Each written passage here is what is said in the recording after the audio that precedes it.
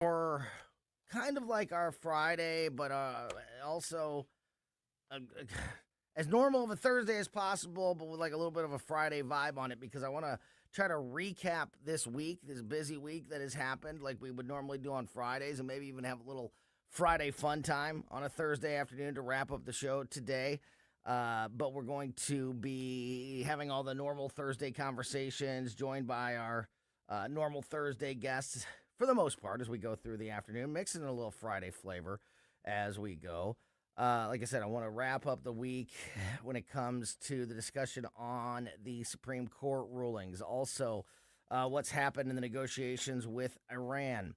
Also, want to talk about some of the breaking news today, some of the things happening around the country today, and as we get closer and closer to these midterm elections in Missouri and across the country, but especially these midterm primaries happening 32 days now. I think 32 days from right now. August 4th, I believe, is that Tuesday. And that is going to be obviously a massively important election day here across the state of Missouri. So I want to talk about those issues as we go through the afternoon as well. Thursday afternoon means we'll be joined by my co-hosts from the Bluff City Outdoors show in the 3 o'clock hour. So about an hour and a half, hour, 20 minutes from now, we'll be joined by my co-hosts from Saturday morning's Bluff City Outdoors show. Speaking of Saturday mornings, the Randy Tobler show is every Saturday morning, 6 to 9 a.m. Dr. Tobler will be with us in a little less than an hour from now, right at 3 o'clock. Virginia Cruda from the Daily Wire will be with us in about a half an hour or so. Those are, like I said, all the normal Thursday guests. But how about that little Friday flavor? Since we're not going to be here tomorrow afternoon, we are going to talk to James Knowles, the former mayor of Ferguson, current city manager of Troy, Missouri, who is usually with us on Fridays. Is with us on the line as we start this busy Thursday. Mayor Knowles, how are you? Doing great, Tony. So, man, I got a great story I wanted to start this conversation with because you've been in a lot of local council meetings, local, statewide or citywide town halls, these types of meetings. What happens at the State House in Jeff City, on the House floor there. This a very interesting scenario played out this week in Pennsylvania. A Republican lawmaker was thrown out of Pennsylvania's Democrat-controlled State House chamber over his choice of patriotic attire celebrating the U.S. founding 250 years ago this week in the Commonwealth. Representative Eric Davanzo came to this week's session sporting the classic red, white, and blue suit. We've all seen it, right? You got the suit coat, the sports jacket with the red, white, and blue stripes on it. You got the tie with the, the blue tie with the stars on it. Can't remember if he said the blue pants or the red pants. But the Afro Man. You get the idea. The suit Afro Man's been wearing. I actually have one in my office. I'm gonna go grab it. I'll model it for those on the cameras. I actually have one from a bit that I used to do back in the day. It's still in my office. But we've all seen the red, white, and blue suit coat. And James, he got thrown out by the Democrat leader that controls that state house. By the way, in Pennsylvania, they have a 1-seat majority. The Democrats do. That's how split it is. And this guy gets thrown out. There's more to the story, but I want to go one step at a time here. What do you think about a guy showing up in the State House on the 4th of July, the 4th of July week, celebrating the country in his red, white, and blue suit coat and getting tossed? That's terrible. I would imagine there has to be some silly rule that they're pointing to.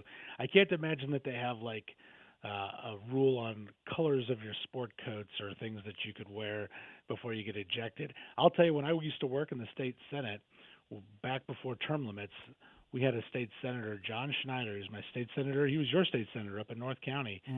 he played some games at the very end, and state legislature says you have to wear a jacket and tie into the Senate chamber. That's the rule. So he came in Sunday near the end of his term, and he had no shirt on. He had pants and he had a jacket and a tie, and he looked like he was showing up for a strip, to do a strip service. He was there to dance, yeah. He's like, but they called him out. They're like, "What the heck are you doing?" He goes, jacket and tie, baby. Rule says I got a jacket and tie. I got a jacket and tie on. He's a 70-year-old guy with gray chest hair hanging out, and he's just like, "I'm doing it." And they were like, "Well, we got to let him stay." And that's hilarious. It was a funny moment, but I can't believe. It's just shows the disdain some people have for the patriotism that we all have and the love we have for our country, and that's to point somebody out because of their vibrant patriotic suit and throw them out that's laughable. So believe it or not, it gets worse because what you just said about there being a rule, that's what I assumed too, but that's not the case. So just for a little more context here, again, this is Eric DeVonzo, state rep in Pennsylvania, and he shows up with his red, white, and blue suit on. He said he kind of walked reporters through it. He said he gets there and he's walking around the chamber, greeting colleagues. People are laughing. They want to take pictures with him. He says, quote, "We were talking. I turned around when a house photographer got a picture, and the next thing I know, okay, so he was with his leader, the whip, O'Neill. Timothy O'Neill. He said he's talking to Timothy O'Neill, Republican, the whip there, and he said, we're talking. I turned around when a house photographer got a picture, and the next thing I know, Whip O'Neill is gone. He comes back a few minutes later, and he says, hey, you're not going to like this. And he said, I'm like, what? You got to be kidding me. Before the guy even explained what was going on, because I guess he could just sense that this was what was happening. DeVonzo initially decided, he said that McClinton, what is this guy's first name? McClinton is the Democratic leader on the floor there in Pennsylvania. So the Democratic leader it informs Republican leadership that this guy's got to go. DeVonzo's got to go. And so Republican leader comes over, says, you got to go. Initially, he says he decided to stay on the floor despite the Democratic leader's wishes until a House security guard came over to him and informed him that McClinton was demanding that he either remove his suit jacket or leave. By the way, the rest of his suit was still all decked out red, white, and blue. So taking off the jacket wouldn't have really changed anything about his attire. And he said, quote, instead of taking my jacket off, I walked off the House floor. And then, Mr. Mayor, as you said, I assumed there must be some rule in the books that's like, about attire that this guy was like, quoting and like being, like just being the fun police on just to mess with somebody. But I don't think so, because this guy, McClinton, the Democratic leader, recently asked lawmakers to dress for certain occasions. They were asked to dress in pride colors recently because they were going to do a house photo on the floor for Pride Month. So he instructed the lawmakers to all dress in a theme to look cool for the Pride Month picture. And to which DeVonzo said, quote, that's okay. We can take our photos for Pride, but we can't show up as a patriot and take a photo or even get into the house or even get onto the House floor, apparently. So it doesn't sound like, James, that there is a rule that this guy, this Democratic leader, just doesn't like the fact that a guy wants to, we all know that the American flag is a symbol of hate these days, according to the Democratic Party. So that must be what this is, because it doesn't sound to me like there's a rule if we're dressing, if we're having theme nights for other occasions. It's embarrassing because I'll be honest. I just Googled it and saw this guy's picture. It's a nice suit jacket. I mean, Yeah. I was expecting to see like rhinestones, like this is No, gonna be the he's not. rhinestone No, cowboy or right. something. It's I not mean, like all. it's a legit jacket. Yeah, it is. It's the standard. Like, picture the guy wearing the USA jacket and like the suit. Well, That's exactly let's what take it it is. one step further. I It mean, doesn't have this is flashing the lights state. or rhinestones. It's not bedazzled or any of that. You're right. Yeah, Go this ahead. is the state of John Fetterman. Okay, this is the state where your lieutenant governor, before he became the United States senator, I mean, came in with a button-up shirt that was halfway buttoned down, and jeans and muddy boots, and was like, "Hey, I'm a working man." But Yeah. I'm sure they never kicked him out of the Capitol when he came to visit the legislature in Pennsylvania. That's such a great point. This is the state of John Fetterman, who wears a hoodie every day in the United States Senate. Not even. I'm looking at the a State picture of him House. right now. He's wearing shorts in the Senate. He's wearing baggy shorts and a giant fishing shirt that he looks like he just got off the boat, and some boat shoes. I mean, he looks like he just came back from a fishing trip. I mean, he looks like you this weekend. I mean, Yeah, amen, baby. but except for bald. But he's got it's beautiful mustache. Yeah. John But Fetterman this is one of guy- those guys that wears short sleeve hoodies, which Yeah. just blow my mind. But he's got them, baby. Yes. I never understood that. I got one of those at a Cardinals game last year. Ollie Marmol likes to wear those too. And I was like, oh, I got a hoodie. And then I went to put it on. I'm like, it's short sleeve. What the heck am I supposed to do with this thing? It's 100 degrees Very in July. confused. Why do I need a hood? Yeah. When I need a hoodie, exactly. When I need a hoodie, I need sleeves.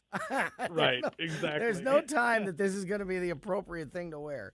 But yeah, there's apparently not a rule against dressing up, and if there was, because like you said, this guy still had on a suit. He still had on a suit. He still had on a tie. Unless the rule, I was trying to think about this, like what rule could it be that they would be enforcing? Like, unless the rule literally said like no bright colors, because if it said you must wear a suit and tie, or you must be dressed, professional with a suit and a tie on, button-up shirt, this kind of thing. He checked all those boxes. It would literally have to be some kind of like very specific rule of, no bright colors or something like that. The rule probably is you can't trigger somebody on the left. Yeah, And that's it. And so, that's very, I'm sure it's a very broad term that's, hey, you're triggering my emotions, this time of year, I don't really like this, and you just triggered me, so you need to take that off. Yeah. Talking to the former mayor of Ferguson, the city manager of Troy, Missouri, Mayor James Knowles is with us. I got another crazy Democrat ruling or statement that is making waves today. I'll tell you what I'm going to do. I'm actually going to go get my suit coat. I'm going to put it on for this next segment. So people that are watching on social media, on the live stream, you can see basically exactly what this guy got kicked out for. And then we're going to continue this conversation. We're going to go from Pennsylvania to New York for a minute as we continue with Mayor James Knowles next here on Colombo and Company.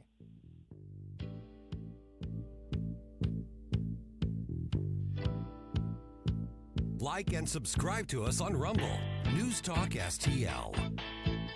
Conservative talk for St. Louis. It's your patriotic right and duty. The government needs to step up and do its job. This is News Talk STL. It's well-balanced conversation. News, analysis, opinion. Life's legal challenges deserve experienced representation. For over 15 years, Cole Combs Attorney at Law has been serving St. Charles and surrounding counties with comprehensive legal expertise. From tax preparation and estate planning to family law and criminal defense, Cole delivers personalized solutions for your unique situation. You have traffic tickets, need a business formation, real estate matters, one call will handle it all. Cole O. Combs Attorney at Law. Call 636-949-0010 extension 3 today or visit colecombs-law.com. This is Kurt Barr, Director of Elections for St. Charles County, reminding you that your vote counts. If Election Day doesn't work for your schedule, you don't have to miss the August primary. No excuse absentee voting begins Tuesday, July 21st, 2 full weeks before the election. You can vote in person at either of our 2 satellite locations or the Election Authority office. Dates and times for all 3 voting locations are available on our website. For official election information, visit sccmo.org/elections. JC's Wayback Machine. For so many of us, the 4th of July means the beach. And so this week, JC's Wayback Machine will originate from Clearwater Beach, right down the road here in West Central Florida. And every song we play is going to be about the USA. Kansas, Springsteen, Chuck Berry, Bowie, and more, and a couple of iconic protest songs from the 60s as well. So get out your sunscreen. We're live at the beach. Brought to you by the Weber Automotive Group. It's JC's Wayback Machine. Every Saturday night, 6 to 9, News Talk STL. If you love your pet, which I know you do, then they deserve the excellent treatment and care they'll receive at Pacific Animal Hospital in Pacific, Missouri. A full-service veterinarian facility. Originally built and grown by my dad, Dr. Bill Jones, a new generation of wonderful veterinarians and staff at Pacific continue to provide outstanding medical, surgical, dental, boarding, and grooming services for your favorite furry friends. Our family entrusts the care of our pets only to the experienced docs and staff at Pacific Animal Hospital. You should too. Call them today, 636-257-2100, 24/7 at pacificvets.com, pacificvets.com.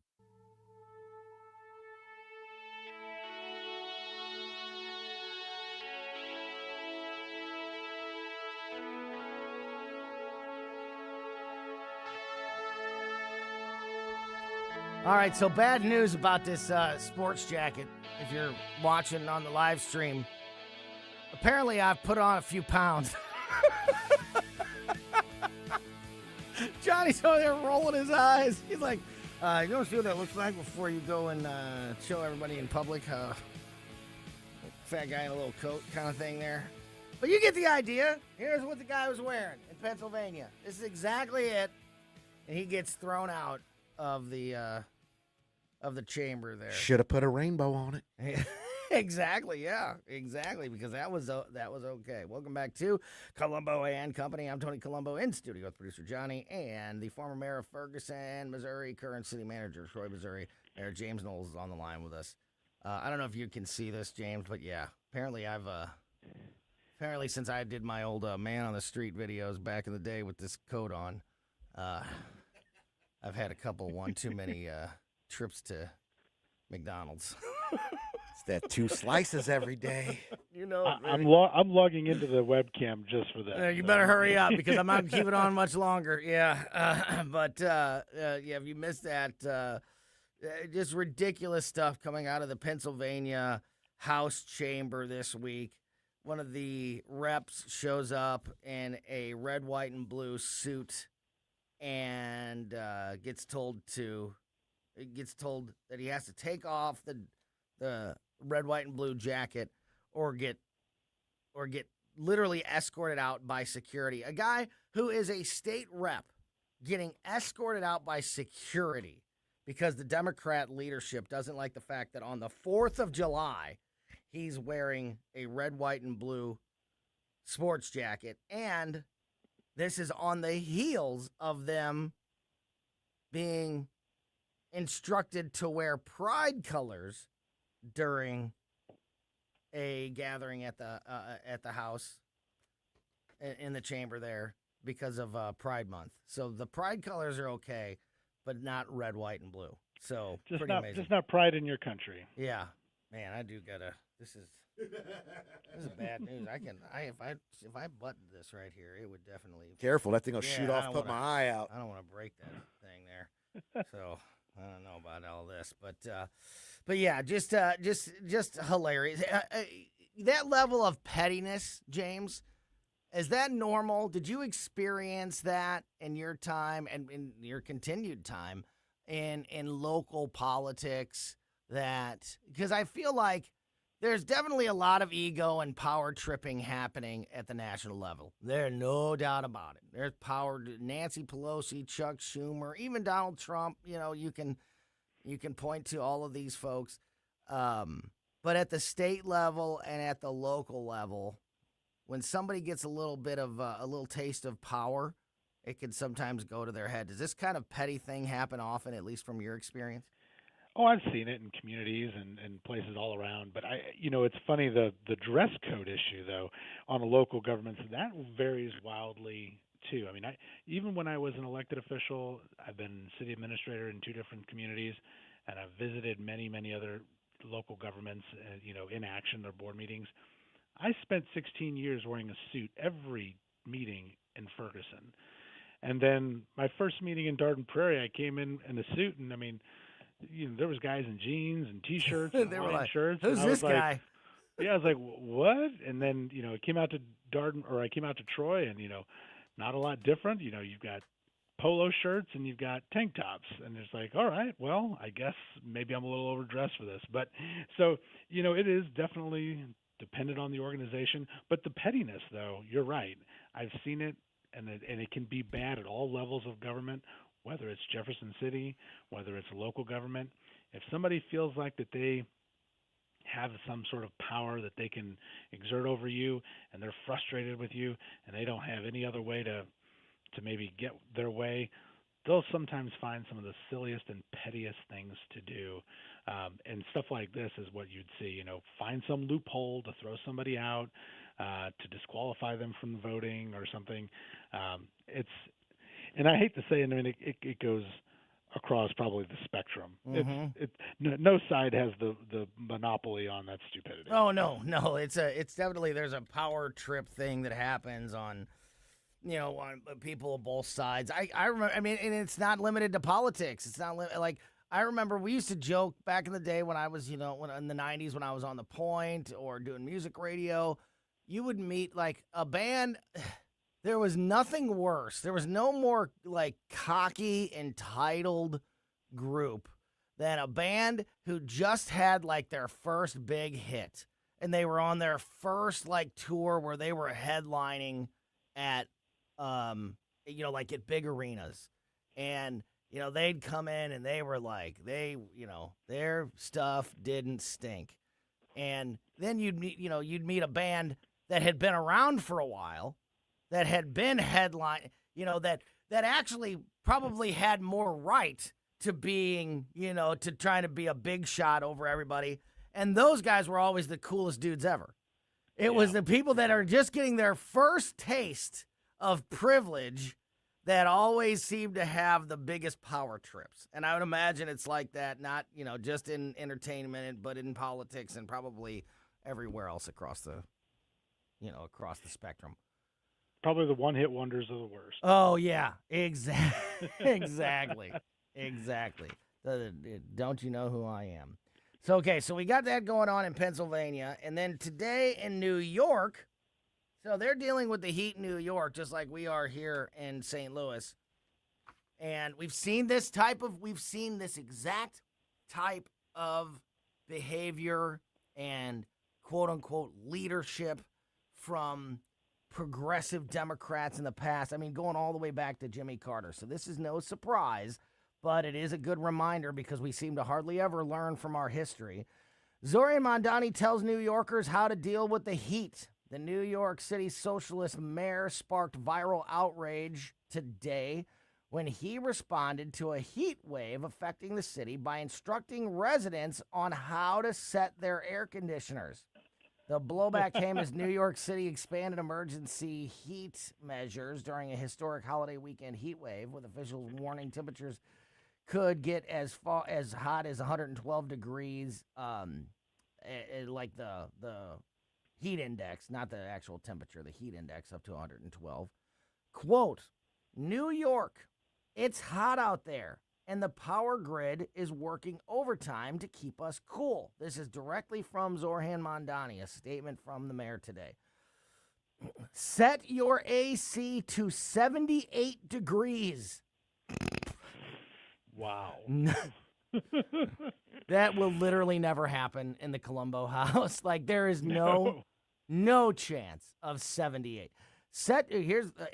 There's more. There's more. Quote, set your AC to 78 degrees. Turn off lights and electronics that you're not using and unplug what you can. Our city is doing its part to maintaining the 78-degree rule in our buildings, dimming/turning off our lights during peak electricity demand, asking private partners to do the same, and powering down non-essential equipment. A stable grid means the AC stays on and lives are saved. Let's ease the demand and get through the heat together. He was then roasted, no pun intended, on social media immediately afterwards. And James, this is socialism in action. This is a perfect example. Your thoughts? Does he know he doesn't live in Uganda anymore? I mean, that he can. I mean, does he New know York that we City, have, like New York does City. If anybody has we've got plenty of electricity. Yeah. We've got. No kidding. I mean, there's no rolling blackouts. Nobody's worried about whether the windmill's blowing fast enough to power your light switches. I mean, this is ridiculous. I mean, I don't know especially if you imagine you live in a high rise in New York. All of that heat rising through that building. Those poor guys that's got to be in those upper floors got to be baking.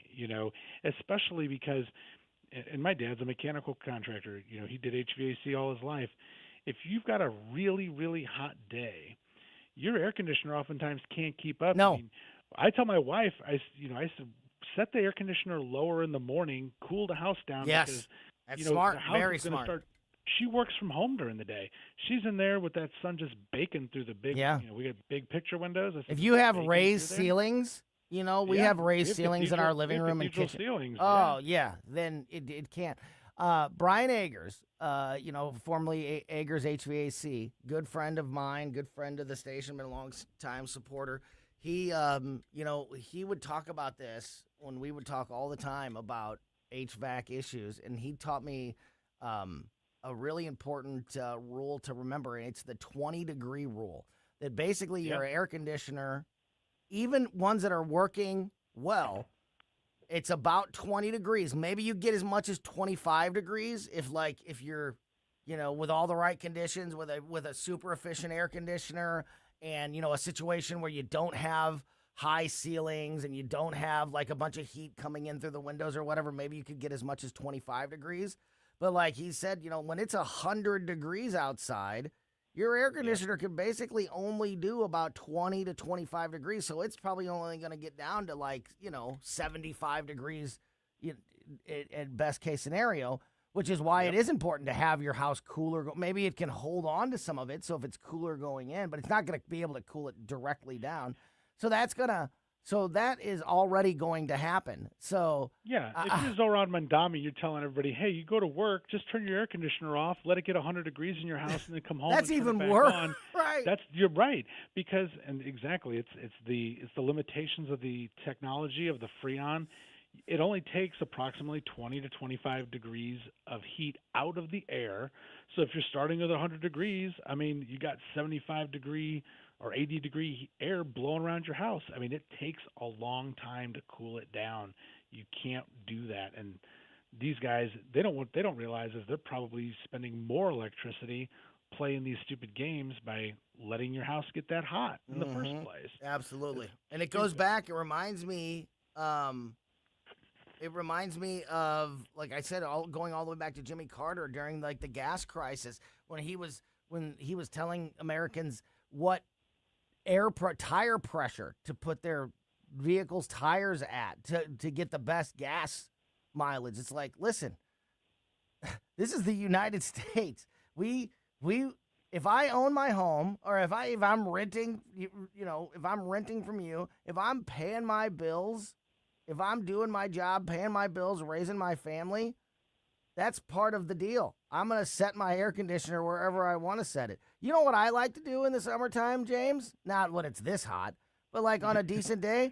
You know what I like to do in my truck? I like to turn the air conditioner on and roll the windows down. That would have given my dad an aneurysm. But I don't care because I like it. I want to have the windows down because I like having the windows down, but I also like to have the cool air blowing on me. And guess what? I can do it because I paid for that truck, and I'll pay for the air conditioner if it needs to be, replaced or fixed because I ran it too much with the windows down. But yeah, I'm going to do that, and I'm going to set my air conditioner wherever I want to. And it starts like this. It starts with this statement of, hey, everybody, do your part. Turn off all your lights and your electronics and set your air conditioner at 78 because we're all on a team.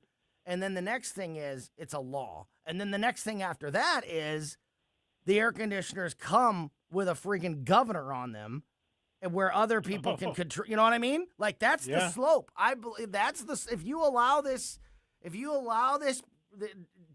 yourself to go down this path, that's where it ends up, in my opinion. You get people are going to be selling bootleg thermostats on the street. Like, hey, I got a thermostat that'll go all the way down to 65. People are like, no way. Yeah.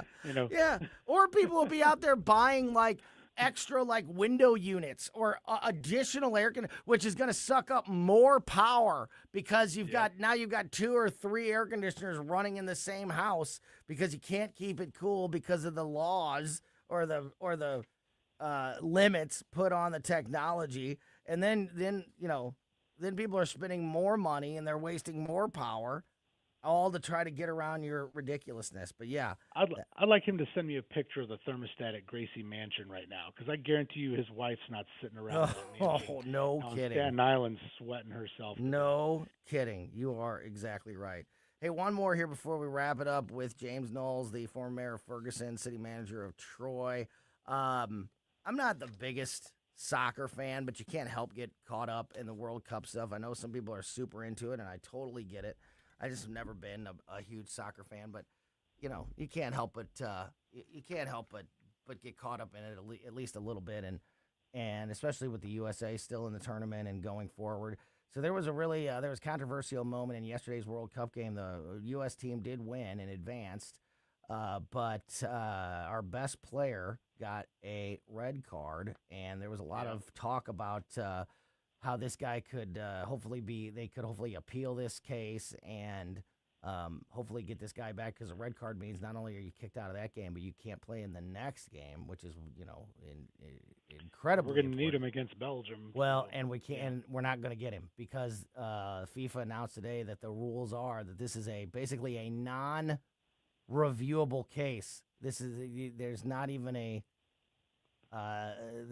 a mechanism for appeal for this case. So USA Soccer is extremely upset. Go ahead. Yeah, I watched it in real time. And, me the too. irony about it is, the people were talking about, the commentators were like, look, this is not what the, spirit of the rule is, right? Well, nobody thought there should have been anything more than a yellow card, if that. And they even said that the fact that they reviewed it and used the video review to go back and try to basically get a red card out of it is not why that video review is really available. The guys were, the referees were right there. Nobody saw it as a red card. It doesn't look like a flagrant foul that warrants something like that. This is something that people should be concerned about. I mean, there's a lot of politics in FIFA, and there's a lot of politics in the World Cup. The Iranians have been whining about it since they got here because they lost, and they said everybody treated them bad. They're the only people in the world that have been treated bad, evidently, during this World Cup. Yeah, right. But you do have to wonder, like, on something as big as this, and as a player as big as this, you really need to get your calls straight if you're going to ban them, not just for that game, but for the next game, and even down, because we were not only this is like a penalty killing like hockey, right? He was out with the red card. We were short a player 30 minutes yesterday, and we came back and scored another. Being shorthanded, it's like being shorthanded in hockey for a fourth of the game. Yeah, that's amazing. So I went to the World Cup last week in Kansas City. It was fantastic. I saw Austria and Algeria have an amazing game. Well worth it. I didn't grow up a soccer guy, even though I'm a North County-an. I'm like one of the few. I'm same way. North County guy that's not really a big soccer guy. But I was surrounded by him. It was fun. Yep. Yeah, it was, but it's a lot. That's the big story coming out of the World Cup today is that Team USA doesn't even have the option to appeal this ruling. So it looks like they are not going to have their our star player for the next game, which is on Monday. So we'll see. I'm sure there's not. I don't think anything's going to change. But I know that the statements and the fallout and the reaction to this is far from over. So one of the many things we'll continue to keep an eye on. James Knowles, former mayor of Ferguson, city manager of Troy. Really appreciate your time. especially this week since we're not going to be here tomorrow, joining us on a Thursday instead of a Friday. Always appreciate you taking some time out for us. Have a great weekend yourself, my friend, and we'll talk to you again soon. Thanks, Tony. Yeah, great stuff. All right. We are going to switch gears, and we are going to talk to Virginia Kruta, News Talk STL contributor from the Daily Wire. Virginia joins us next on Colombo and Company.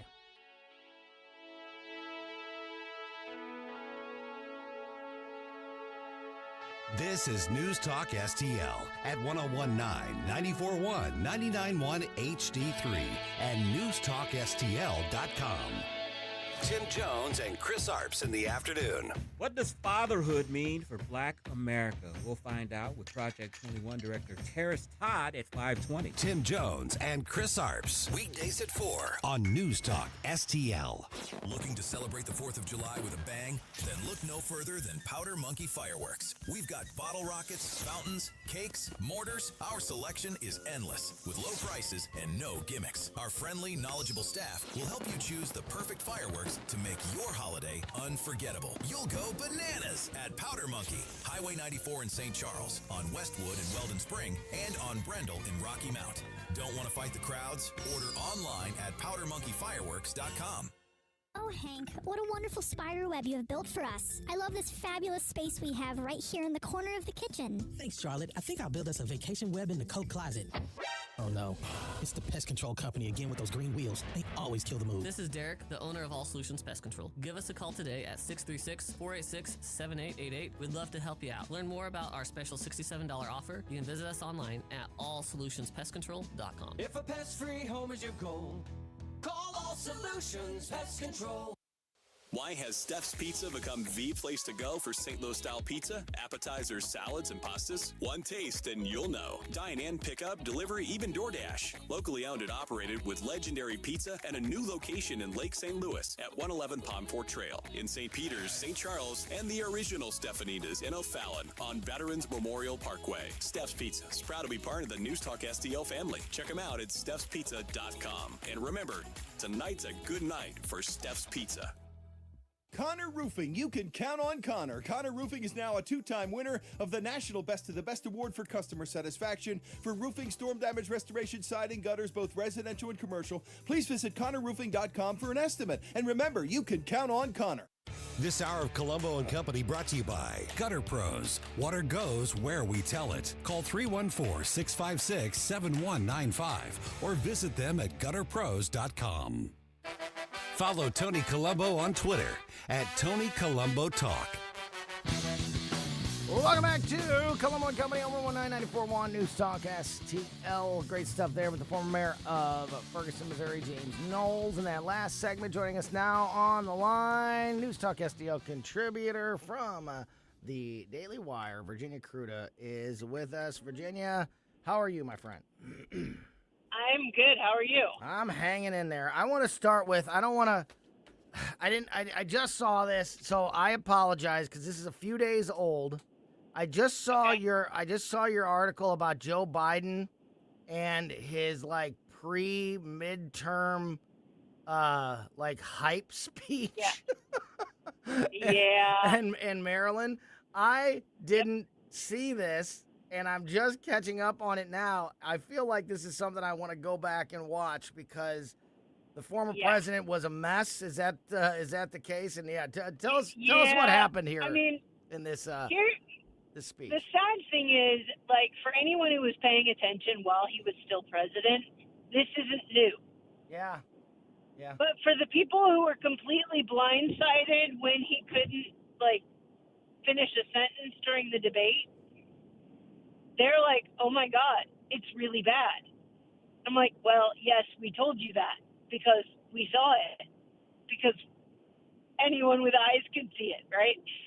So he's doing this speech, and he does his normal – I mean, if you remember Joe Biden in, the 2000s Joe Biden, when he was the president, and he's going to put y'all back in chains and all that, you know, he was definitely, hyperbolic, but you could tell he was still there. Yeah. Right? Yeah. Yes. And so now this thing where he goes, his cadence is just weird. He'll go from like that cautious whisper, like the fake whisper where he's like, I'm letting you in on this little secret. I hated that. And then that was the thing that made me the most angry. That was the one that made me mad. Yes. Every time he did it. Yes. I hated that. The guess what? Yes. Oh, I'm sorry. And then but he goes from that to the, angry man yells at cloud. Like it's the meme. Like he does the meme, and then he'll go right back to the whispering, or he'll I don't know if you saw the video of him on the stage at Obama's library opening. Yes, when like, Jill and Barack just left him. It's over. It's over, and he walks up to the microphone like he's going to say something, and he stands there and he's like, "Where's my granddaughter?" Like, oh my God, guys. He was lost, looking for help. Right. And so the same thing happens at the end of this speech in Maryland. He's like looking out at the audience, and he's finished with his remarks, and he starts pointing like off to the right, off to the left, like, how do I get off here? Right? Wow. And ultimately he turns around, like turns his back on the audience without saying anything, and like shuffles straight backwards to where they've opened a curtain for him. And so I don't know, did they open the curtain because he got lost? Or did they open the curtain because that's the way he was supposed to go? Who knows? But that's where we're at. Well, that's how it was for the last year of his presidency. Yes. Every time, either he was lost. Like, remember when he shook hands with the Invisible Man after a speech? He's sticking his hand out, or he'd look around and sort of shrug his shoulders. Or what they were doing most of the time was the second he got done, Jill or somebody would run onto the stage to escort him off, to pretend like they're there to wave and be supportive and stuff. But the reason was to take him off the stage. So here's my question: it's normal, sure, it's very normal for the party, the DNC, or both parties to use former presidents to rally the troops, and we see even Bill Clinton still today, and obviously Barack.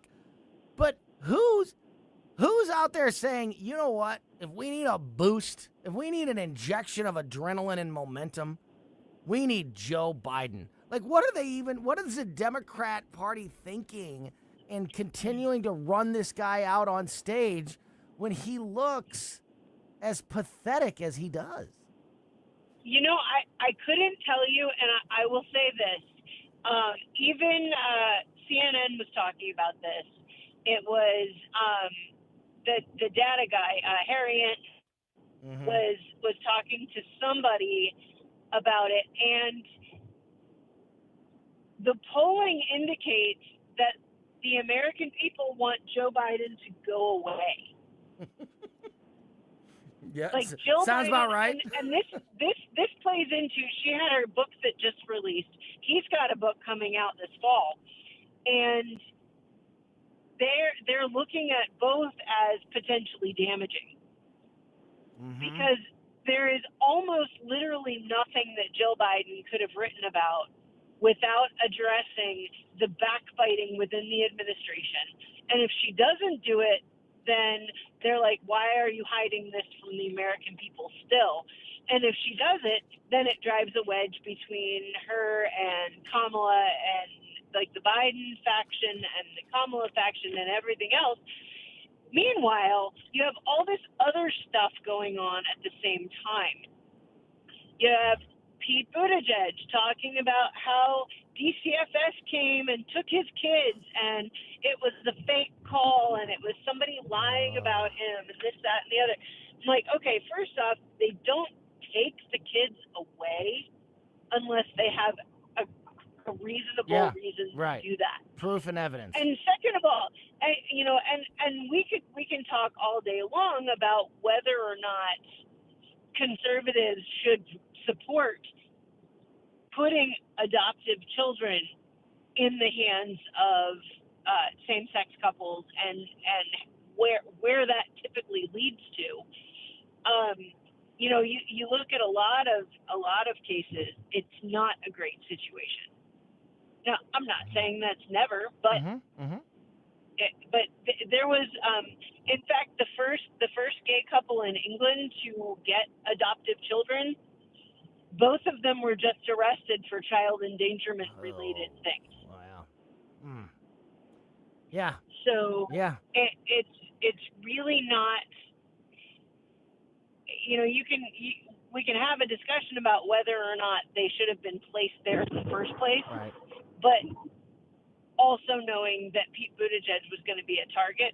And then there are a bunch of people like, this doesn't pass the sniff test, he's making it up. Things that never happened for 800, please. and, you know, so all of this other, so Pete Buttigieg is definitely running for president, if you didn't get that.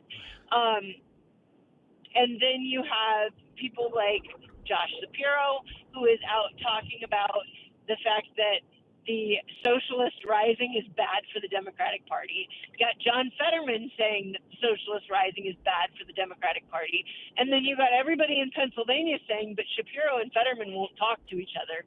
So, like, there is so much going on in the Democrat Party right now. Yeah.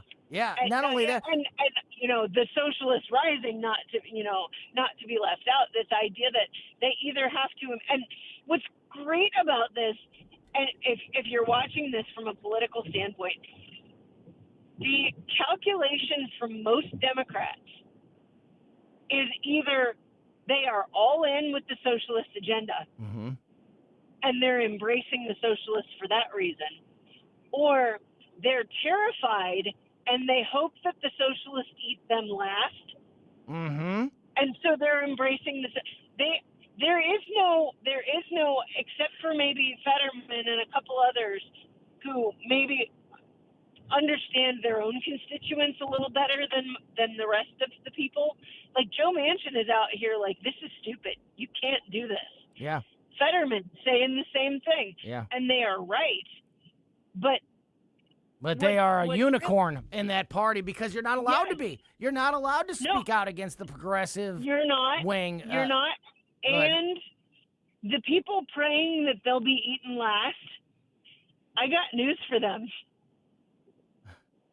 The entire goal of the Democrat Socialist Party is to rid the Democrat Party of Democrats and inhabit the shell. Yeah. They are parasites. Yes. And they are coming for your house. Yes, they're coming for everybody. It's all or nothing. You're either with us or against us, and everything is on the table when it comes to getting power. It's not just these three in New York. You know, people are talking about these three in New York, and you can see the strategy. They are going for the safe Democrat seats first. They're going for the safe Democrat seats where they can take a radical socialist, and if they can get them past the primary, they know that they will win. It's the same thing that AOC did a few years back. And, you know, Nancy Pelosi called it. She said, look, a glass of water with a D next to it could get elected in her district. It is true. Yeah. It is true of the districts that, and these Democratic Socialists, they are beating longtime incumbent Democrats, some of whom are actually reasonable. And they're doing it to drive the party all the way to the left. Well, speaking of Pelosi's anymore, it is all the way to the left. Speaking of Pelosi's, you're exactly right. And speaking of Pelosi's district, the guy who's running out there is the gay Jewish man who is one of the most uber progressive politicians in California. He's Jewish. Did you see the video of and him? He hesitated. He didn't immediately throw Israel under the bus, when first asked about the situation. And now he's like, as you said, the video, you could go and watch the videos. You know, he's public enemy number one, a gay Jewish man who's uber progressive, but because he hesitated. He's signed legislation, or he's pushed legislation that, actually the most recent thing he did was he helped California throw out a law banning convicted sex offenders from holding public office. Yeah, yeah. That was the last thing he supported. And he's not far enough getting rid of left. a ban. And he's not far enough left because he hesitated on his criticism for Israel as a Jewish person. And it just goes to show that is a perfect example of what you've been talking about, the mentality of the they're left. yelling at. Chuck Schumer went to the Pride March in New York City, and they booed him, too. Yeah, absolutely. Great stuff, Virginia. Schumer's not gay, but he's definitely Jewish, and he's also... He said he was the first sitting senator to march in New York City's Pride Parade. Yeah, but no, it's not enough. It's not enough anymore. No. It's not enough anymore. Virginia Cruda from the Daily Wire. Check out her articles every day at thedailywire.com, every Thursday afternoon with us here on Colombo and Company. Have a great holiday weekend, my friend, and thanks as always for your time. Same to you. Yeah, great stuff there from Virginia Cruda. We are going to continue the conversation in the 3 o'clock hour. I'm going to be joined by my co-hosts from the Bluff City Outdoors Show and also Dr. Randy Tobler. He joins us next. Tired of being the main course at your own backyard barbecue? Meet the Mosquito SWAT Team, a locally owned, family-run business right here in St. Louis. Every member is a licensed technician who custom mixes your treatment on site built for you and your family.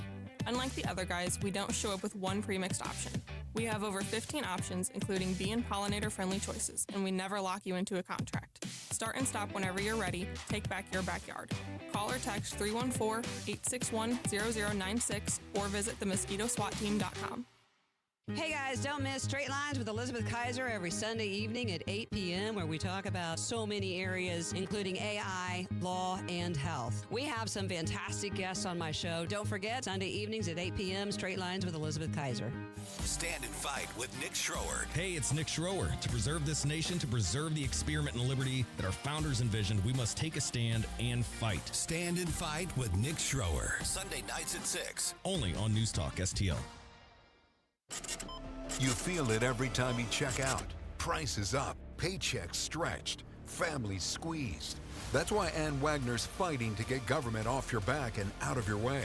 Wagner passed the largest tax cut in American history, expanded child tax credits, ended taxes on tips, overtime, and Social Security. And Wagner is working to lower costs so families keep more of their hard-earned money. But Ann Wagner knows delivering for Missouri means more than just protecting their wallets. It means protecting our streets as well. That's why Wagner fought to secure our border, deport dangerous illegal aliens, partner with law enforcement, and put predators behind bars and off our streets so our neighborhoods and communities stay safe. Because real effective leadership protects what matters most: your money, your family, your safety. Ann Wagner for Congress. I'm Ann Wagner, and I approve this message. Paid for by Ann Wagner for Congress. KLGY HD3 Clayton, K270BW Bellefonte, KNBS Bowling Green. This is News Talk STL at 1019, 94.1, and always streaming at newstalkstl.com. News this hour at Town Hall. I'm Bob Agnew in Washington. Law enforcement is on high alert today in the country's largest city with dozens of events planned for the 4th of July. New York City Police Commissioner Jessica Tisch says there are no known specific or credible threats, but the NYPD is not taking any chances. Thousands of officers will be working 12-hour shifts to keep everyone in the city safe. You can expect to see a large police presence along our waterfronts. There will be heavy weapons teams, K-9 units, and thousands of uniformed officers. Among the many events, the annual Macy's 4th of July fireworks show. Laura Winters reporting. Could be hot today in New York City and other parts of the Northeast. AccuWeather says if it reaches 100 degrees tomorrow, it's forecast, that would be the first time in 14 years. The economy saw job creation slow down a bit into the summer months. The Bureau of Labor Statistics says non-farm payrolls added just 57,000 jobs for the month. PNC chief financial economist Gus Fouché. We expected to see job gains of above 100,000 over the month. Instead, we got a number that was softer than that. But, this isn't terribly surprising. Recent Russian attacks in Ukraine have caused major damage in the capital city of Kyiv. Russia has launched a large-scale attack on Kyiv that has killed many and wounded dozens more. Loud explosions shook the city throughout the night as the attack with ballistic and cruise missiles and drones struck residential neighborhoods. collapsed apartment buildings and set homes on fire. Rescue crews are still at the scene, searching for survivors under the rubble. We believe that at least 10 people are still missing. Correspondent Samya Kalub reporting from Kyiv.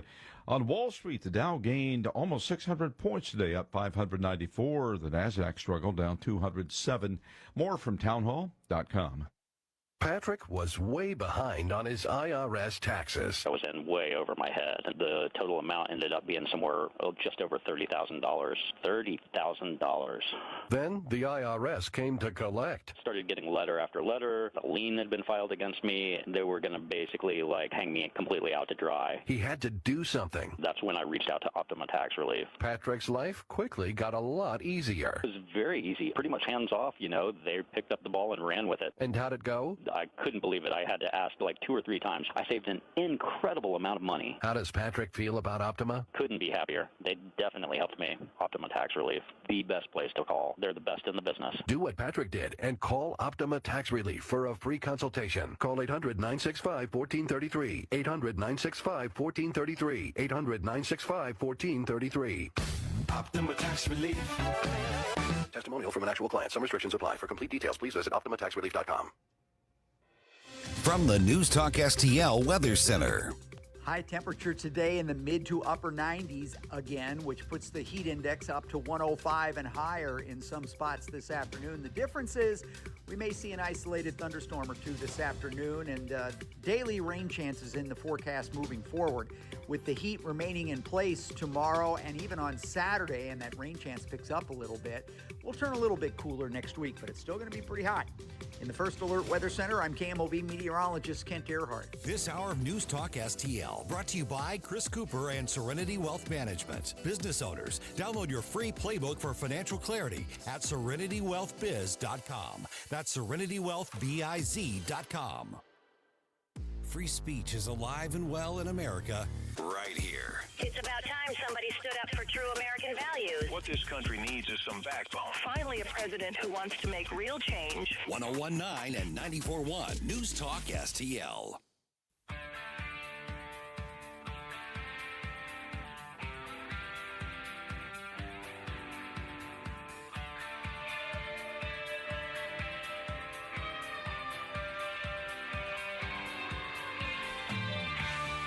Welcome back to Colombo and Company on 101.9 94.1 News Talk STL. Great 2 o'clock hour there with the former mayor of Ferguson, Mayor James Knowles, and Virginia Curtis for the Daily Wire. Missed any of it? Make sure you subscribe to our podcast. I say it all the time, but it's the best way to make sure you never miss anything on the show. Subscribe to our podcast on your favorite podcast platform because we put the show out as a podcast right after we get off the air every single day.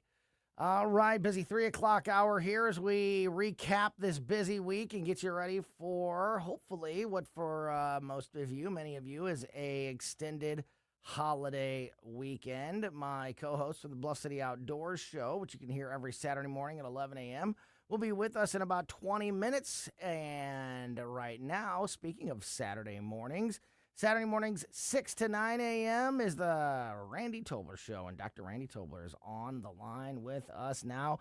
Doc, it's a short week, but no shortage of news and controversy and things to talk about as we get ready for this 4th of July weekend.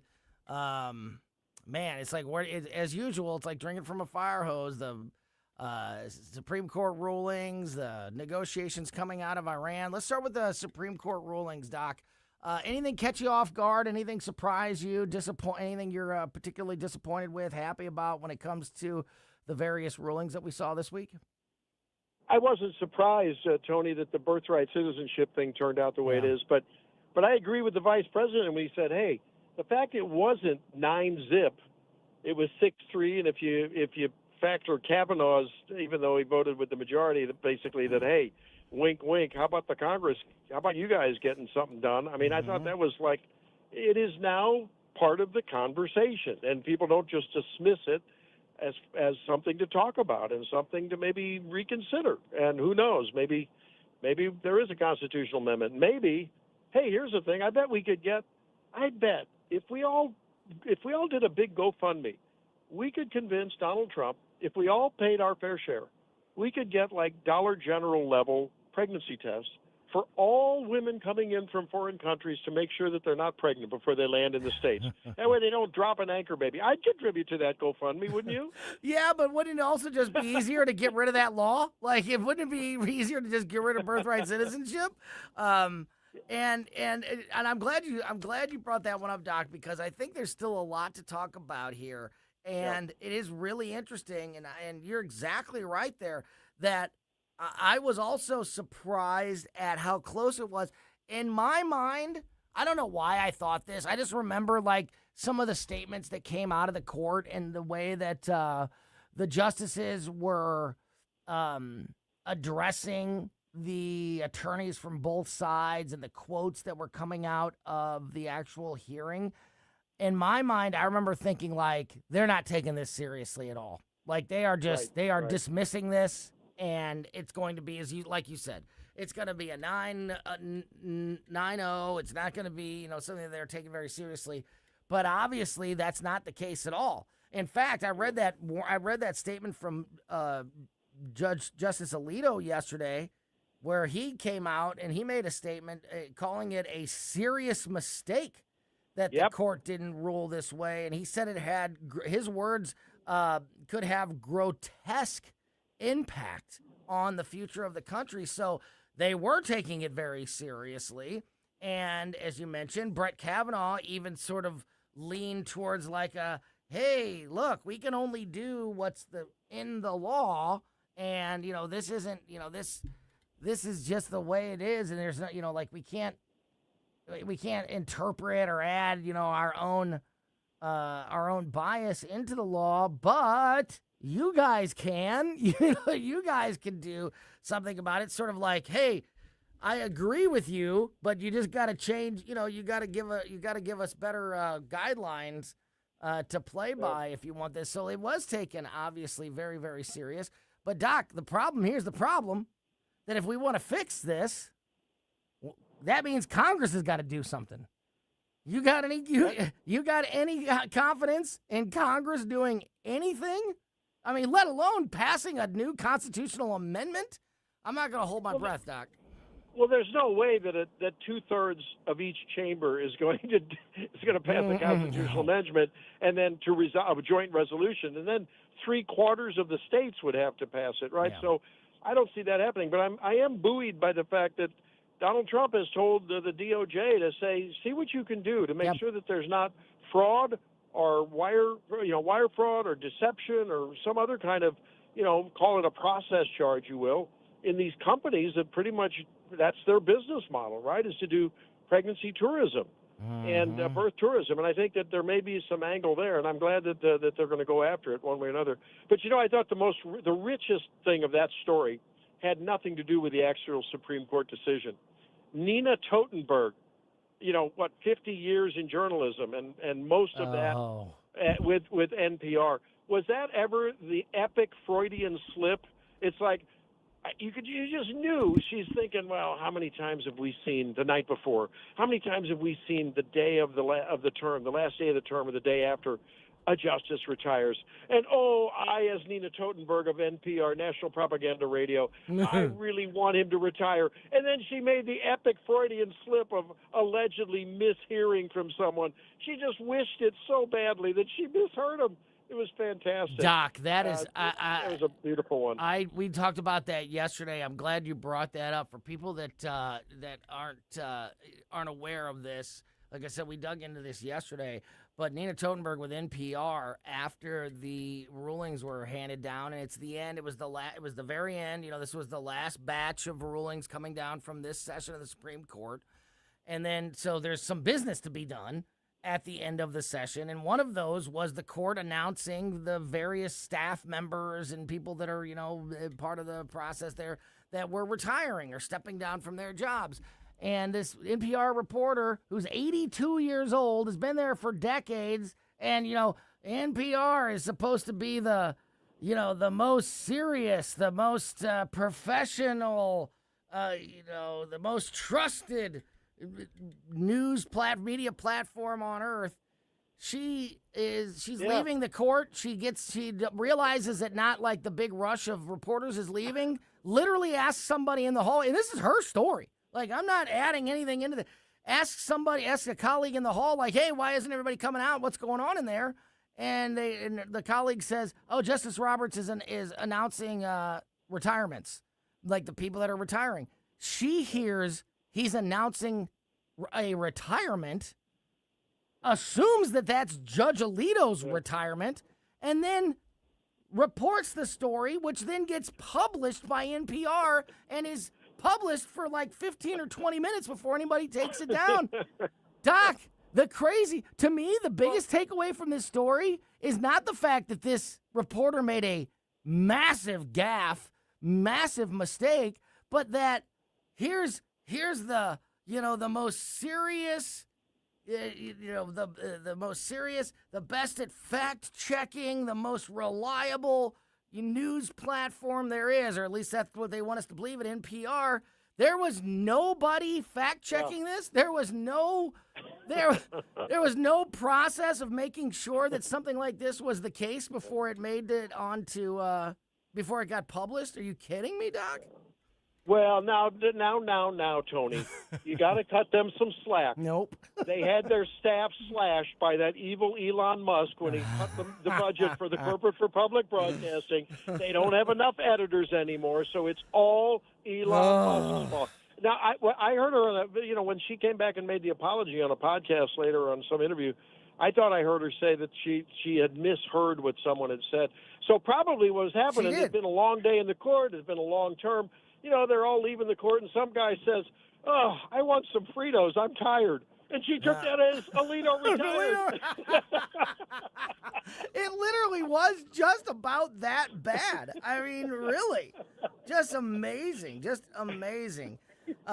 So there's that, and then we've got the ruling on the transgender sports. So, the transgender sports ruling I thought was a positive. The birthright citizenship, I disagreed with, but I was expecting that. So that one wasn't as big of a, it didn't get me as shooken up because I was pretty much prepared for that. The day before, however, the mail-in ballot ruling that was shifted by Amy Coney Barrett. That one did surprise me, and it did, kind of rile me up. And it's because of the birthright citizenship and the trans ruling and a couple other things. That one's kind of gotten pushed to the back burner, isn't being talked about as much, Doc. But that one to me is a very serious and dangerous ruling by the court. What do you make of that? Yeah, one? that was a big miss. Although I guess I can rationalize it, and I didn't read the decision, but I guess I can rationalize it and maybe try to make some lemonade out of that lemon. In that, if you think about it, it was really a very federalist-leaning rule, right? It's like, we're not going to make that decision. The states are in charge of elections. If they say that you've cast a ballot by the time midnight on election days come, you still cast your ballot. And if the states want to do that, that's fine. So that's the only way I can rationalize it. But it was really a shame to see this, but I think it really propel us to even more assertiveness and more aggressiveness with just cut the filibuster and pass the Save America Act, because it's not just about voter ID. It's about really clamping down on mail-in ballots in total. So that would really sort of circumvent all of this discussion. So that, the only mail-in votes would be, legitimate. I'm ill. I'm going to be on vacation. I'm in the military. The kind of things that I think we'd all realize should be mail-in votes. But otherwise, forget about it. You're going to vote on Election Day. Yeah, amen. That's the way it should be. Otherwise, I mean, can you imagine if the whole country is like California? I think they're still counting votes in California from last month's elections. I mean, it's amazing. It really is.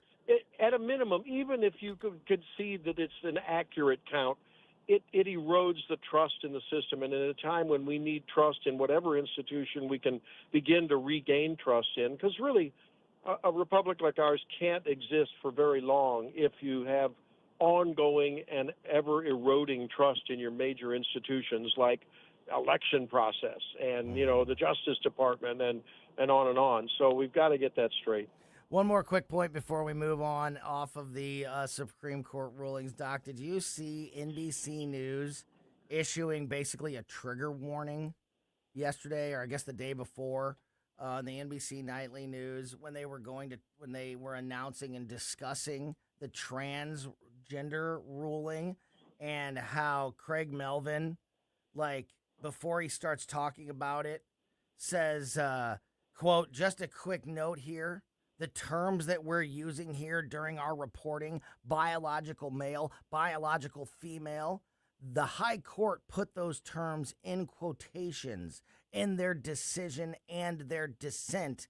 So just so you know, that's why we're using those terms, because they're from the decision itself.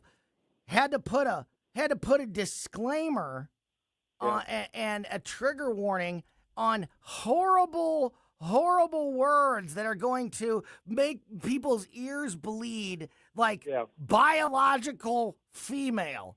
That is such a such a divisive, hateful, triggering term, biological female, that NBC News feels like they have to put a warning, a disclaimer on ahead of time.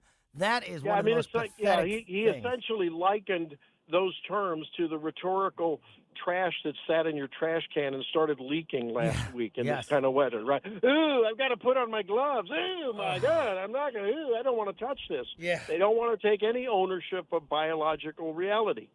And that's not surprising. It's disappointing as all get out. Yeah. And again, it's a real threat to, I think, common sense and what everyone needs to recognize. Look, I think we all recognize this in this society. If you're an adult, and if you're a guy and you want to put on a dress and, whatever, slurry around like you're a woman, fine, have at it. Fine with That's me. whatever.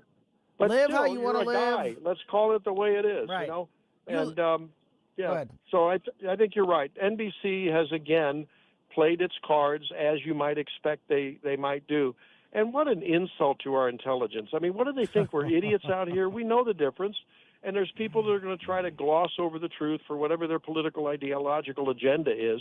But I think the country made its statement by electing Donald Trump. Yeah. And hopefully that'll follow through. I mean, if we keep seeing these people, the Mamdani types, across the country, continue to spread their bilge of various woke degrees, that's the gift that keeps on giving. And so it'll only hopefully mitigate any damage that might otherwise happen from the midterms, and maybe we'll put these conversations to rest, because we got bigger fish to fry in this country. Yeah, got a few minutes left here with Dr. Randy Tobler from The Randy Tobler Show every Saturday morning, 6 a.m. here on News Talk STL. Doc, speaking of that Democratic division and the important fish to fry, as you put it there, that the Republican Party and the Trump administration need to focus on. Obviously, there's still more controversy, and I think just a lot of frustration coming out of the negotiations with Iran. And it's a perfect reminder. Is now now we're into the month of July. We've got in Missouri here, we've got these August primaries that are literally a blink of an eye away, 32 days away from these important midterm primary elections in Missouri. And then the general midterm elections in November are right around the corner. The Trump administration and Republicans across the country, they don't have any more time when it comes to reaching out, communicating, and making their case to the voters.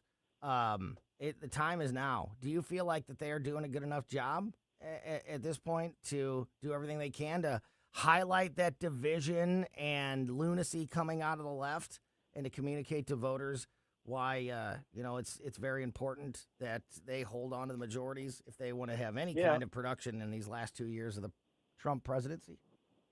Well, I think at this point, I think he's made the pragmatic decision. I don't know. I can't read what's in his mind, but I don't know if anyone can. But I think he's made the pragmatic decision that the last thing we need now is high gas prices and a lot of conflict, kinetic conflict there. So I think he's going to play sort of the little boy in the put your finger in the hole in the dike when they are the whack-a-mole thing, in terms of the Iranians from now till November, doing whatever it takes to make sure that the price of petroleum stays down, and that ripples through the economy, so that at least take most of that argument out of, that wind out of the sails of the Democrat argument in terms of the damage that it's done economically, and sort of get down to some sensible gasoline prices and retail prices because of the distribution, settlement that we'd have with those costs going down. So I think that's the game he's going to play. Hopefully the Iranians will let him play it and sort of stand down, and they'll have their little tantrums here and there. I don't think now and going forward is probably the time to really do a full-fledged assault, because I think it may be true that the only way you're going to have real long-term sustained change is to have regime change. How are you going to do that? You have to root out the IRGC that are in the communities, because they're infiltrated throughout all the communities. And the only way to do that is boots on the ground. That's just not going to happen. It's not going to happen. You're not going to do that with drones and bombs. And the people in Iran apparently are just too afraid. They're too scrutinized. People in their neighborhoods who are still loyal to the regime have their boot on their necks individually, and I mean that metaphorically at this point. So they're afraid to come out and take back their country. And until that happens and there's real regime change, I think the best we can hope for is long-term just sort of suppressing this, like spraying glyphosate on the weeds. Every couple months, the weeds come back up, and you got to spray it again. And is that going to be good enough for the American people and as far as their support goes with Trump going into these midterm elections, Doc? Well, I think it's the best next thing we can do, right? Best next to really putting his pedal to the metal and really getting it done, because that wouldn't be done by then. So for now, I think it's sort of the less of two evils, right? That's all we can do at this point. And I don't know. I'd like to think that people still vote their pocketbooks first. And if they're happy with fuel prices, and if inflation is tamped down because fuel prices are down, I think that may be prime in their minds. I mean, especially this is where low information voters showing up at the polls may actually help the cause. Yeah. Dr. Randy Tobler Show every Saturday morning, 6 a.m. here on News Talk STL. Appreciate your time as always, my friend. Have a great holiday weekend and look forward to talking to you again very soon. All right. We'll talk to you. Have a great 4th, Tony. Yeah, back at you. Awesome stuff there from Dr. Randy Tobler. Again, Saturday mornings, 6 to 9 a.m. here on News Talk STL. And just a couple hours after the Randy Tobler Show, every Saturday morning is the Bluff City Outdoors Show. Saturdays at 11 a.m. here on News Talk STL. I am the host of that show, along with a couple of great guys, local professional fisherman Mike Marfell, and my co-host from the Bluff City Outdoors Show, the owner of Bluff City Outdoors in Alton, Illinois, Mark McMurray. Mark and Mike are both in studio with us, and they will join us next on Colombo and Company. This is so stupid. St. Louis's. Okay, I'm hanging up on you now. Place to talk. News Talk STL. Fox News commentary with Kayleigh McEnany. Next. Most investments today feel like second jobs. Real estate, you're a landlord. Stocks, you're a day trader. Crypto, you're a full-time researcher. You've got a life to live. Your investment should help you live it. That's why more Americans are choosing gold. Noble Gold has helped thousands protect their future with real physical gold. Visit noblegoldinvestments.com to get your free wealth protection kit. That's noblegoldinvestments.com. Past performance may not be indicative of future results. Investing in precious metals, including gold, involves risks. Consult with your tax attorney or financial professional before making an investment decision. Here's Kayleigh McEnany on the rise of socialist candidates in the Democrat Party. But you can really count on a dozen or so Democrats calling this out fervently. And one thing James Carville said to me is he said, Hakeem's going to have to deal with this, meaning Hakeem Jeffries. And Hakeem's way of dealing with this, one of the most powerful Democrats elected to office now, is to congratulate these radicals. He congratulates people like Chevalier, who says communism now sees the means of production. Really? I mean, not only that, you have this Aber Kawas woman who won for the nomination for a state Senate seat in New York, who also has comments not clearly calling out 9/11 and making excuses for it. This is a pervasive radical ideology, and it's becoming very difficult to say this is a New York problem or an LA problem. It is a problem within the Democratic Party, and I really hope we see bold leaders calling this out. For more commentary like this, go to foxnewspodcast.com. Yo, this is Vic. Vic for Vets is proudly honoring our veterans. Every Wednesday at 11:05, you'll hear about that day's honoree and their incredible service to our country. Hi, it's Ken. You want to nominate a veteran? Send their name, service information, and story to me, Ken, at newstalkstl.com. Brought to you by Heroes Care, Alamo Military Collectibles, Gemini Wealth Group, Michael's Funeral Home, and Freddy's Market. Together, let's celebrate the heroes in our community. Vic for Vets, where honor meets gratitude. Simply Health with Dr. Brian Deloney. Fix the frame, fire up the furnace.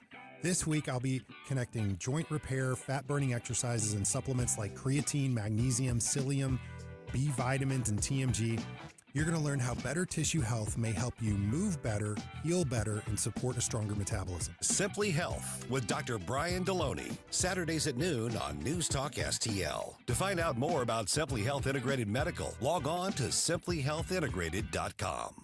1949, the last time a Republican held the top post in St. Louis City. A gallon of milk was 84 cents, and streetcars ran down Grand Avenue. Unfortunately, St. Louis City streets are no longer the epicenter of family and business life. In the 80 years of Democrat control, our city has been on a steady decline. Hello, Kirk Ilsinger, chairman of the Republican Party for the city of St. Louis, and we believe it is our duty to provide a different path forward. I invite you to our meetings the first Thursday of every month. Learn more at stl-gop.com. Paid for by St. Louis City Republican PAC. Curtis Farber, Treasurer. This year, America turns 250, and News Talk STL is celebrating our nation's semi-quincentennial all year long.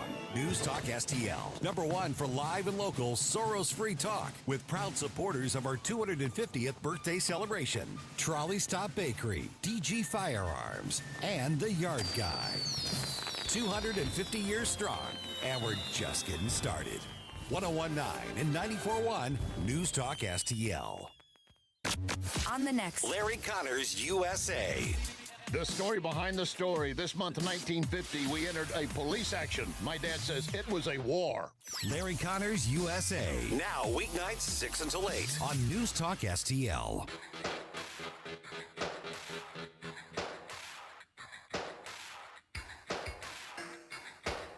Oh, welcome back to Colombo and Company on 101.9 94.1 News Talk STL.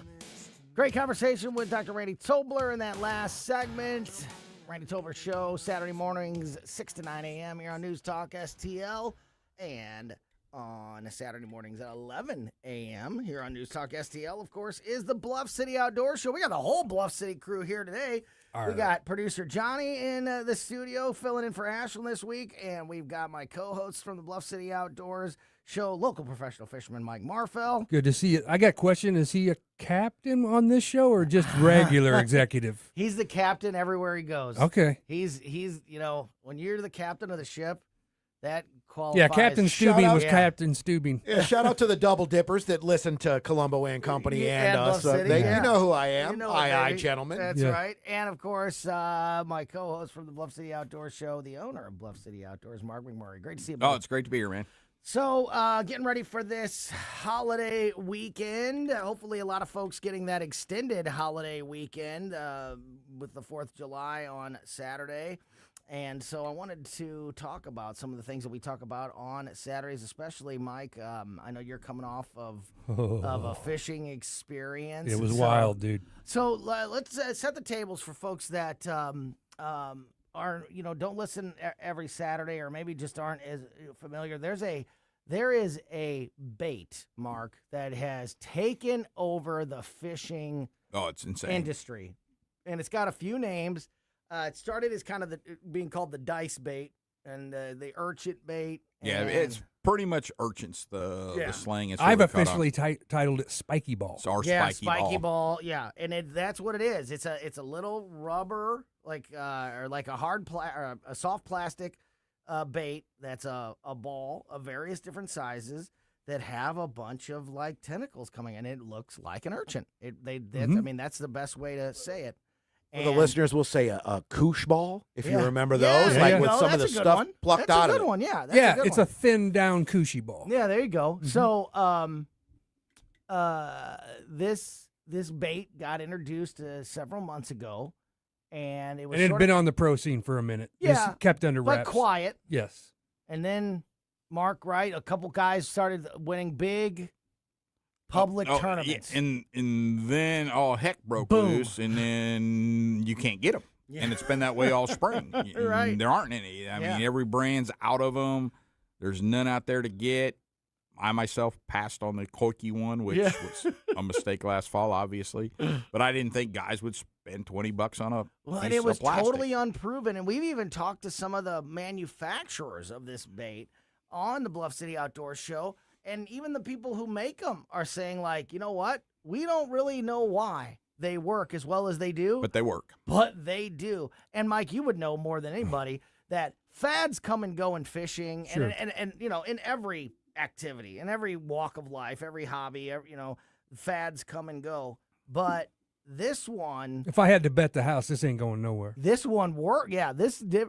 This is a Cinco, a chatterbait, an A-rig. It's Yeah. just not it's going going to anywhere. be around. So Bass are angry at this thing, dude. It's So- crazy. So you had your first A first real good experience with it. working with it this past week. Tell us about it. Okay, so I went to the Southern Illinois strip pit lake that will remain nameless. Yeah. It's public. Anybody can fish it. It's a 9-9 lake. I don't know how deep it is, Mark. It's not real deep, but there's so much vegetation the sonar can't get through it to get to the bottom. Okay. So when it says 6 feet, that means the grass is 6 feet below the boat. Right. But not Super necessarily the ground. Exactly. So I'm guessing 15 feet, and the deepest maybe 20. So we had a cloudy, rainy day on Saturday. I hooked one on it early, when the sun was just coming up.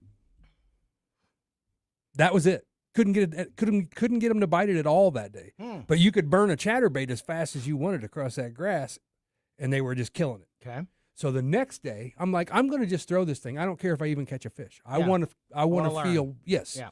bright sunny day, no wind in the morning, and as soon as the wind started picking up, between me and Dave, we probably caught 45 bass between 3 and 5 pounds. And Between 3 and 5 pounds? yes, there was nothing under. Holy. There was maybe one that was 15 inches, but the rest of them were all. So Show me on the map where that lake is. I will, Johnny. I'm just not letting the public know. That thing, Mark, it was so crazy that once the conditions got right, you could see a few hard spots where the grass doesn't grow when the light was just right. And if you landed that spiky ball on that, it no sooner hit the water than it was inhaled.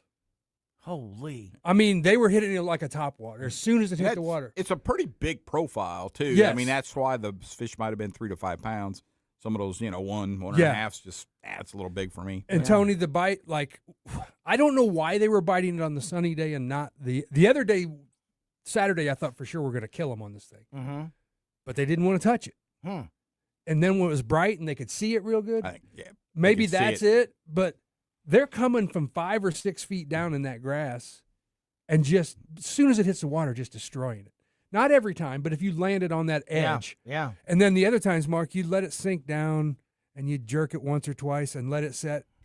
You'd jerk it once again, and then the rod would almost come out of your hand. They they'd hit it, and every one of them, as big as that thing is, you couldn't see any of the tentacles outside of their mouth. It was That's the one way thing I down heard. there. They are really inhaling them. You have to set the hook quick if you're in a tournament because you might kill them. Yep. They might have the hooks Because- down there. yeah. Their hooks might be in their crushers They're already. literally Yes. inhaling them. Like we Mark had a said. few bleeders on us because they were hooked so deep, so fast. So, Mark, are you still hearing stories like this from the guys that come into the shop? And what's the situation with trying to keep these on the shelves at Bluff City? Yeah, so Outdoors? we're doing pretty good with the guys down there in Breeze. Was it BFT? Yeah, BFT Outdoors. Yeah. Yeah. So we're doing good. That's the one I was fishing. That's Yeah. awesome that we have a local. Yes. We have a Yeah, local otherwise manufacturer making these baits, and you can buy them at Bluff City Outdoors. And you get 3 for $18. 3 for $18. which Yep. is a great deal. So, And that's what we're throwing. The fishing magician came in the shop the other day Eric to Morey. pick up some stuff, Yeah. and he said, I took him out.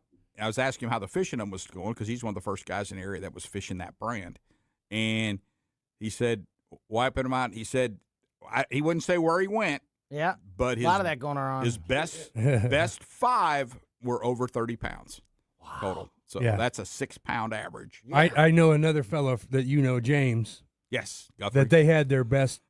Me and him will be fishing a tournament at Otter, and they had their best 5 there that was like 27. Yep. So, Mike, It's nuts. I mean, So- I've never seen anything like it. I still stick with the floating down crawdad look. That's Mark, when you pause that thing, it immediately just poofs out and flares out. Yeah. And then when you jerk it, you can feel how much water it's moving. And then as soon as you stop the tentacles in that slow sink, Yeah. I was rigging it just to tell folks there's many people are still messing with how to rig it. It's so brand new that people are still learning about these urchin baits, and they're still figuring out the best way to rig it. The best Where way to rig hook it, how to fish it, where to fish it. How many hooks? In the water is how where you many want to hooks? fish this thing. Yeah. Treble Yeah. hooks, single hooks, And trailer Mark, hooks. your brand that you got down there, I caught all those fish over 2 days and used the same spiky ball the entire time. That is some tough plastic. So I'm taking a 2-aught treble hook and just taking one. So split the bait in half, then split that in half. So about, you're the math guy. What's that? About a quarter, a little more than a quarter, third of the way. Put one of the trebles up through it to where the barb comes out, and that holds it on. Mm-hmm. Leave the other two exposed, and then I took a Ned rig, and I hook, and I cut the hook itself off because it's got that good keeper, and shove that up in there as the weight. Okay. So that yeah. weight's on the opposite side, so it casts really good. The weight's out in front of it, if that makes sense. Yep. And then when you jerk it, it falls down with the hooks up, so you don't get it caught in the grass. Mhm. Now you're going to fish this around grass. You're going to pick a lot of grass off. It's Right.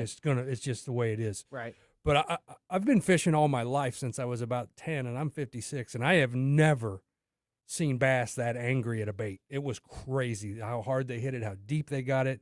If you got it anywhere around one, in that Yeah, that's what feedback we're getting. That's you the know. most, and Mark, that's one of the really funny things to me is that's what all the feedback has been on this. That it's not only are they hitting it, it's like they're hitting Violent. it Yes. violently. Yeah, they're wanting to like kill it. They're mad at it. Yeah, which they're is wanting to just- kill it. They're can definitely. Can you, Mark, think of anything in over the years that has come on the scene as strong, as popular, and as productive as these urchin baits? Not maybe the chatterbait when it first hit, but Yeah. I mean that would be it. That was 25-ish years ago. Yeah. You know, Yeah. but there hasn't been anything recent like this. What's you know. funny too, Mark and Tony, that there was multiple boats on this little lake. Mm-hmm. Now you can see all the way across it. It's not great big. I don't even know the acreage, but Right. we got around the whole thing multiple times. Me and my oldest friend from high school, we had nothing else to do besides go see Marcus King Band on Sunday night. So we were just going to fish regardless if we're Yeah. catching anything or not. Just Right. We watched boats come and go and talk to them as they went by. They can't buy a bite. This lake, they even said That's awesome. this lake is unfishable with all this grass. And you're just killing We're them. just whacking one them. after another. One after Isn't another. that crazy? Yeah. That is insane. That is insane. So go ahead. No, I was going to just say, you know, the rigging thing, like Eric Morey, he puts them on a shaky head. Uh-huh. You got the treble hook way. The Frico rig works The good Frico too. wood, yeah, I got those coming. They'll be here next week. But then Butch comes in the shop today, and he'd seen the Jason Christie, the frog hook.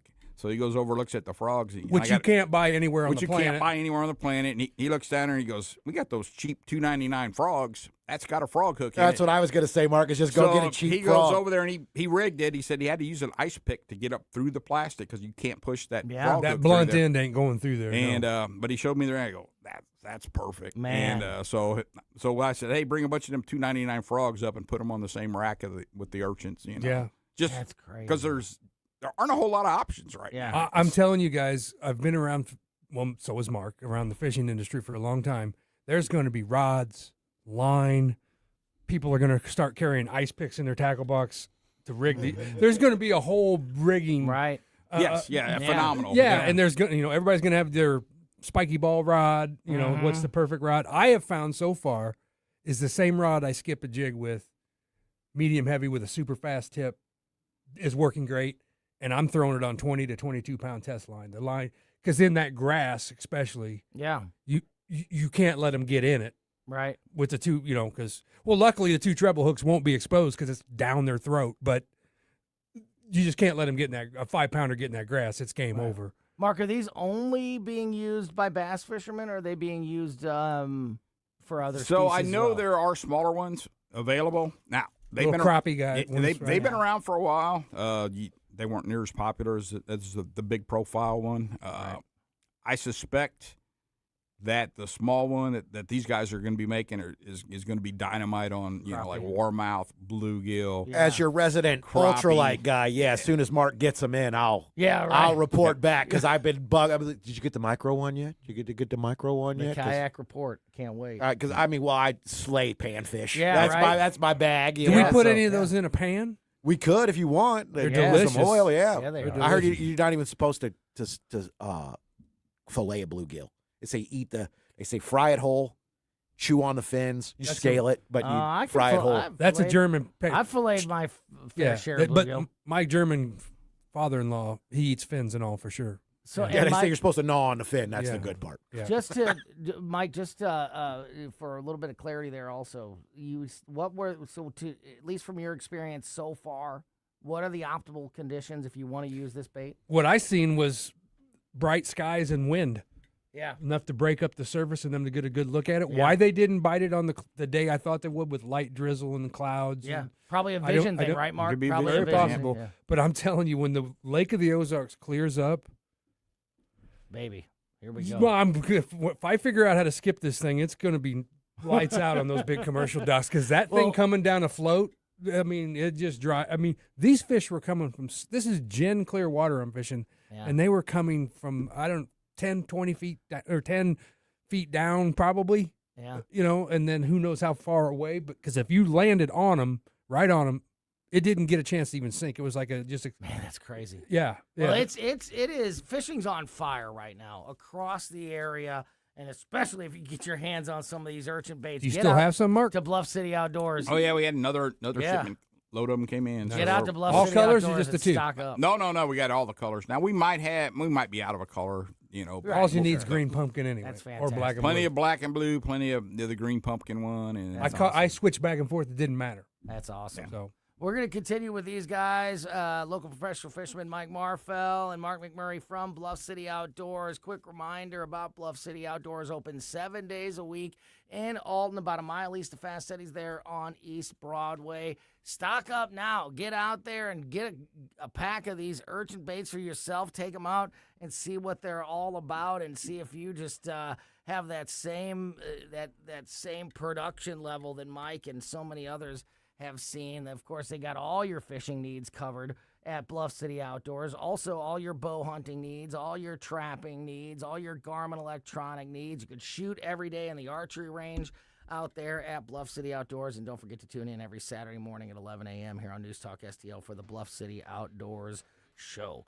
We are going to continue with Mike Marfell and Mark McMurray. We're going to have a little Friday fun time on a Thursday to help you get ready for the extended holiday weekend. Before we hand things off to the Tim Jones and Chris Arp show, you're listening to Colombo and Company.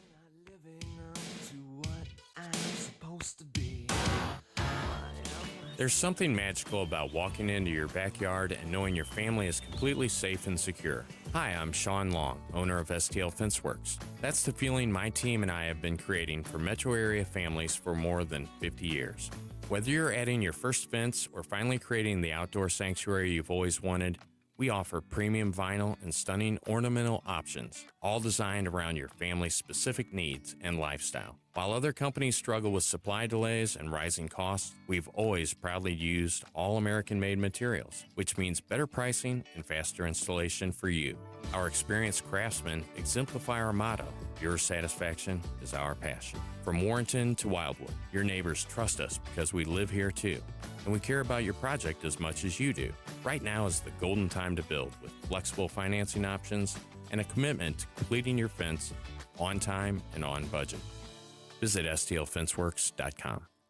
It's a brand new show on News Talk STL, JC's Sunday Showgram. It's all about the holiday weekend Sunday morning, including the time the St. Louis Police kicked me off our own VP Fair parade bus. Also, the raid on Arnie Warren's show on KMOX. And we'll go back to 1987. It's the anniversary of the Mets or Pond Scum flyover at Busch Stadium. All brought to you by the Weber Automotive Group. Sunday morning, 7 to 9. Then podcast each Monday on newstalkstl.com.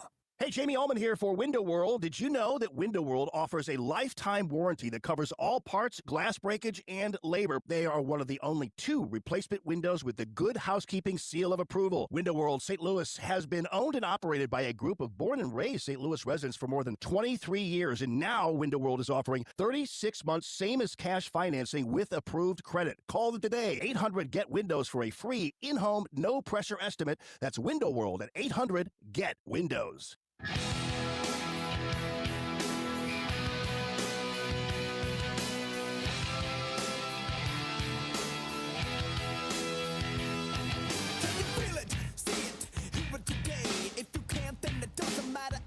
Welcome back to Colombo and Company on 101.9 News Talk STL.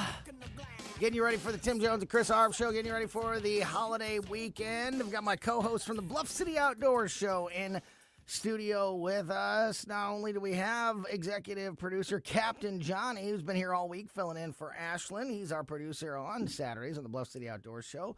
Also, my co-hosts from the Bluff City Outdoors Show, Mike Marfell and Mark McMurray in studio.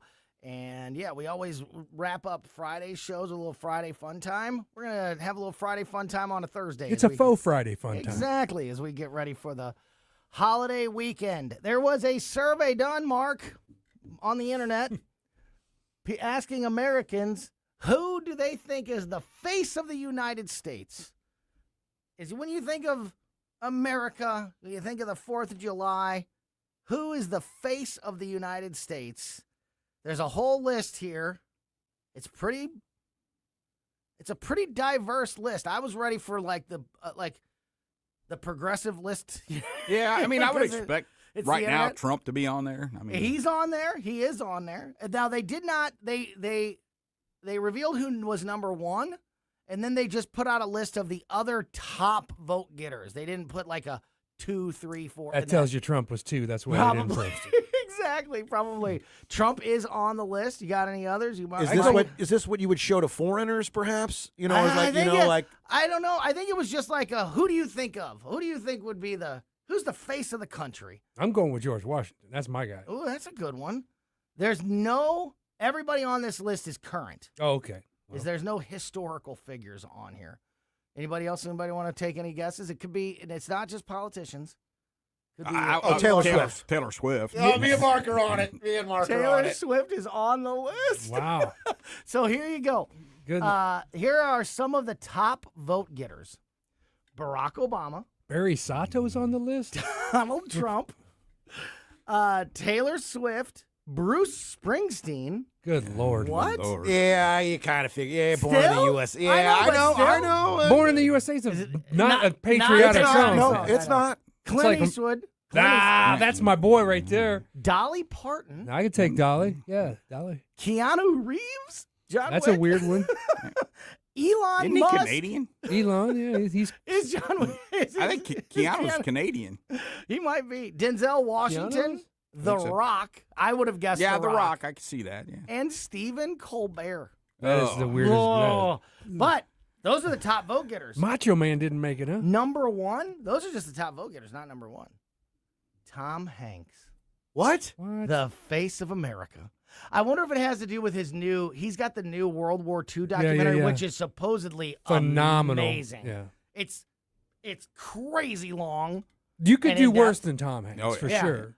And I wonder, I've heard like Bill Gates or Fauci. I've heard something. this documentary, this World War II documentary is absolutely incredible. I've been told by multiples, yes. So maybe he's on a roll with that. But I mean, literally and the new Toy Story's out. Everybody from Trump and Elon Musk to Obama and Stephen Colbert.